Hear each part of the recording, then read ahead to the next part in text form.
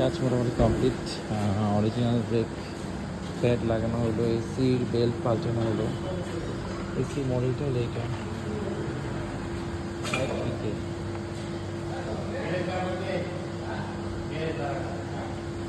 আর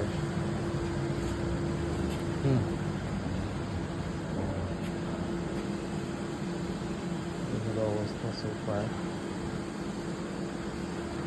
ও হ্যাঁ, আর এই শক স্ট্রুট মাউন্টেন, যেটা শক মাউন্টেন, এটার আগে আসলে অ্যামেজিং চেঞ্জ আসছে গাড়িতে। এটা 4.5 পড়ছে, চাইনিজ, অরিজিনাল পাইনি মার্কেটে। সোফা এর আগে ভালো একটা আপগ্রেড হয়েছে।